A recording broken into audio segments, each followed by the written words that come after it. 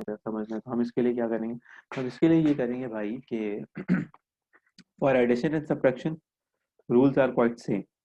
क्या मतलब है भाई, rules are quite same. Addition and subtraction के लिए आपको ये करना है सिंपली कि आपको देखना है कि ऑर्डर क्या है मैट्रिसेस का। अगर मैट्रिसेस का ऑर्डर सेम है तो इसका मतलब है आपकी कहानी बड़ी सिंपल है और बड़ी कहानी आसान हो गई कि कोई मसला ही नहीं है, बस आपने ऑर्डर देखा और ऑर्डर सेम है तो एडिशन और सब्ट्रैक्शन हो जाएगी। अब इस बात का क्या मतलब है भाई, इस बात का मतलब ये है कि लेट्स से आपके पास एक मैट्रिक्स ए है, ठीक है, उसका ऑर्डर है 1 2, और एक मैट्रिक्स बी है आपके पास, उसका ऑर्डर है 1 और 2। So it has 1 row and 2 columns. It has 2 rows and 1 column. तो अब अगर मैं आपसे पूछूं कि if what's a plus b, so a plus b is not possible here. ये पॉसिबल नहीं है यहाँ पे। क्यों नहीं है? क्योंकि a अलग है, b अलग है। a का डिटर्मिनेंट और a का ऑर्डर अलग है, b का ऑर्डर अलग है। सही है, कोई आंसर नहीं आ सकता, इसका कोई सोल्यूशन नहीं है। हाँ, अगर a होता है ऐसे और b होता है ऐसे तो yes, a plus b is possible, 2 and 2।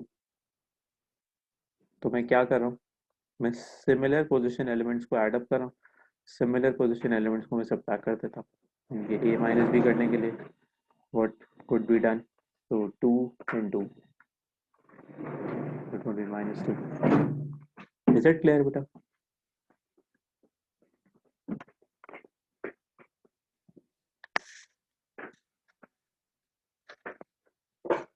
Yes. Hello, is it clear बेटा? हाँ सर, क्लियर है।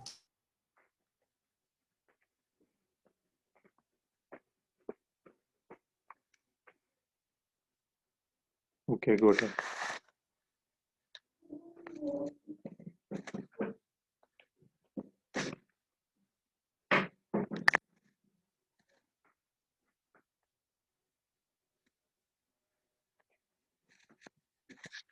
अच्छा, अब आते हैं मल्टीप्लिकेशन के ऊपर।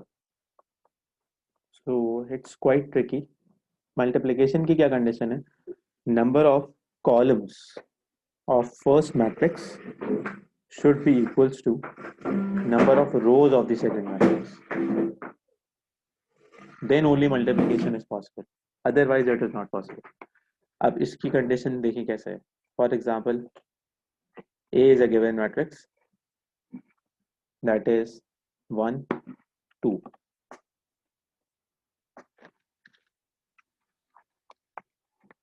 B is a given matrix that is 1 and 2। ठीक है, तो यहाँ पे I have how many rows, 2 rows and 1 column. यहाँ पे क्या है मेरे पास, यहाँ पे मेरे पास है 1 row and 2 columns। तो अब देखें कंडीशन क्या है, क्या पूछ रहा है question, let say it is saying find out a times b। तो अब मैंने आपको क्या कंडीशन दी थी, columns of a, columns of first matrix, how many columns are there in first matrix, 1, यानी कि 1 है ये। इसके लिए तो मैं लिख ले रहा हूँ NC1 is 1। ठीक है, अच्छा इधर क्या है, सेकंड की रोज कितनी है, सेकंड की रोज, ये रोज है सेकंड की जो मैं सर्कल कर रहा हूँ। कॉलम। हाँ, ये रो नहीं है, ये है कॉलम जिसको मैंने सर्कल किया है। तो रो क्या होगी, ये होगी। तो number of rose of second column कितने हैं, सेकंड मैट्रिक्स कितने हैं, 1 है। तो क्या ये इक्वल है, based on the condition yes they are equal. If they are equal then that means what, that means कि multiplication is possible. So a times b is now possible. और अब उसका मतलब प्रोसीजर क्या होगा तो वो भी देख लें। a है 1 and 2, बी क्या है, बी है 1 and 2। ठीक है, ये हम मतलब इतनी जो हम अभी मल्टीप्लिकेशन करने वाले हैं इससे ज़्यादा और कोई मुश्किल चीज़ हो नहीं सकती मैट्रिसेस में ना। तो अब मुझे कैसे पता चलेगा कि मैं मल्टीप्लाई कैसे करूँगा ना, यानी कि कोई तो लॉजिक होनी चाहिए, कोई तो आइडिया होना चाहिए कि कैसे मल्टीप्लाई करना है और जो आंसर आने वाला है वो कैसे होगा, क्या होगा वो। तो उसके लिए जो आपको समझनी है बात वो बेटा ये है, जहन में ये रखिएगा, मैं आराम आराम से बोल रहा हूँ। सबसे पहले आपने चेक किया ऑर्डर, कर लिया चेक, फिर आपने करना है चेक रिमाइंडर क्या है, ये और ये। अब ये क्या है, यानी कि ये है उस मैट्रिक्स का ऑर्डर जो इनकी मल्टीप्लिकेशन के बाद बनेगा। यानी कि किसकी मल्टीप्लिकेशन के बाद, ए टाइम्स बी की मल्टीप्लिकेशन पॉसिबल है, जी है, बिल्कुल है, ठीक है। फिर ए टाइम्स बी जो भी मैट्रिक्स होगा उसका ऑर्डर क्या होगा, 2 by 2। कहाँ से पता चला, यहाँ से पता चला, 2 rows एंड 2 columns। बेटा इज इट क्लियर?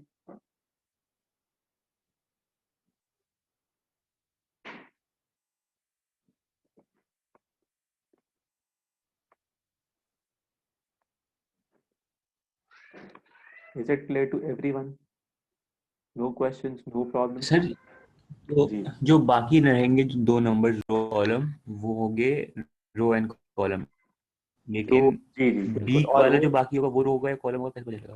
देखें जो बाकी बच गए नंबर्स वो ये है ना, ठीक है। तो अब मुझे ये पता चल गया कि मेरे पास जो आंसर आने वाला है उसमें 2 rows हैं और 2 columns हैं, यानी कि m टाइम्स n उसका 2 है। तो अब इसमें a और b तो कोई भी नहीं होगा ना, ये तो आंसर है ना, फाइनल आंसर तो एक ही मैट्रिक्स होगा ना। यानी कि जब आप दो मैट्रिक्सेस को मल्टीप्लाई करोगे तो you will get a single matrix.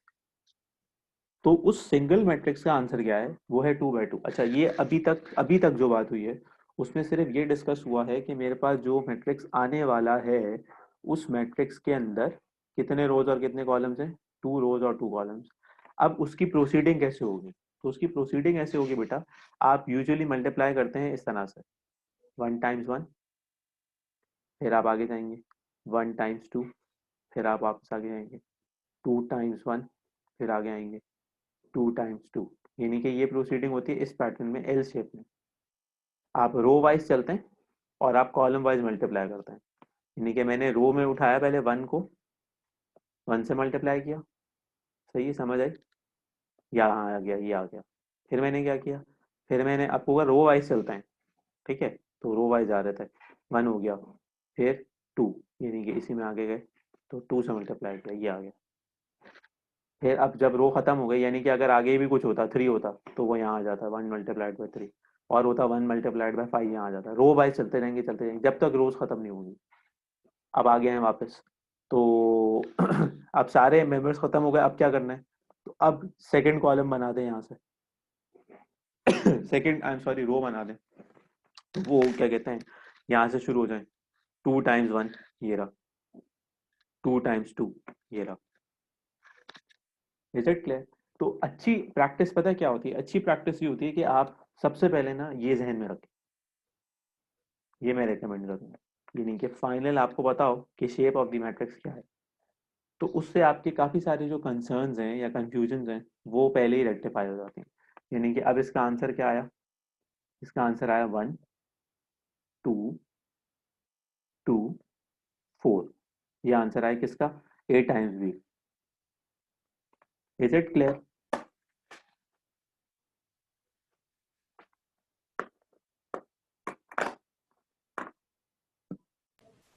Sir sir लेकिन अगर मैट्रिक मल्टीप्लाई होके कोई छोटी मैट्रिक्स बन सकती है? दो मैट्रिसेस मल्टीप्लाई होके कोई छोटा मैट्रिक्स बन सकता है, यानी कि इसमें आप छोटे मैट्रिक्स से आपका क्या मतलब है, साइज? हाँ, जैसे अब एग्जांपल ए हो गया 2 3 एंड मैट्रिक्स बी हो गया 3 2, तो फिर जब अगर मल्टीप्लाई करेंगे तो उनका ए बी होना चाहिए 2 2।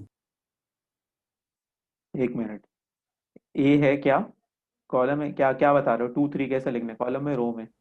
To rows and 3 columns.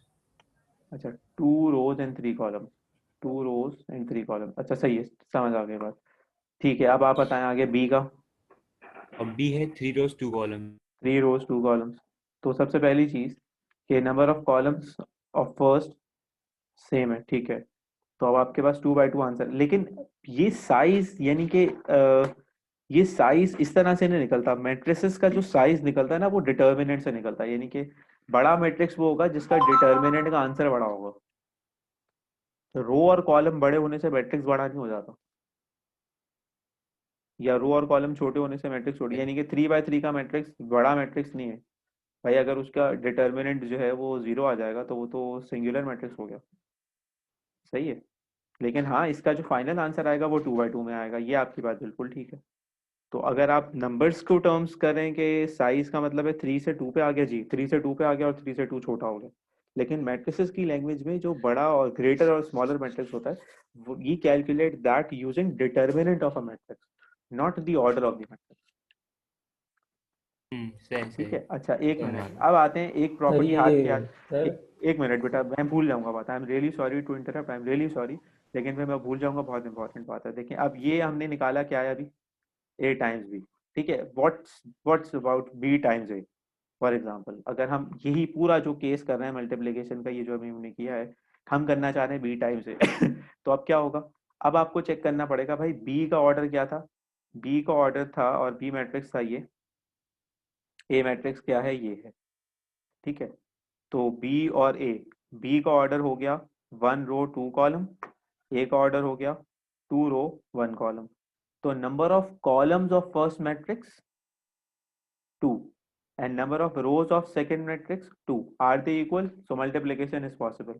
और मेरा आंसर क्या आएगा, एक ऐसा मैट्रिक्स जिसमें 1 by 1 हो, तो मल्टीप्लाई करते हैं इसको, 1 × 1 प्लस, आगे तो कुछ भी नहीं है, तो 2 × 2, तो आंसर आया 1 + 4, दैट्स 5। तो A B was different, B A is different, यानी कि कोई नहीं कह रहा है कि ए बी और बी ए सेम है। समझ रहे हैं बात, ये इंपॉर्टेंट बात थी जो मैं आपसे करना चाह रहा था। मैं यहाँ लिख देता हूँ ये बात, यानी कि A B is not equal to B A. जी अब आप सवाल करें बेटा, जो पूछना है उसको पूछना है। सर ये प्रोडक्ट का आंसर जरूरी तो नहीं है कि स्क्वायर मैट्रिक्स है, हाँ नहीं, जरूरी नहीं है, कुछ भी आ सकता है। वो 3/2 भी आ वो तो सकता ये है। पता चलेगा ना, ये ऐसी इससे पता चलेगा ना।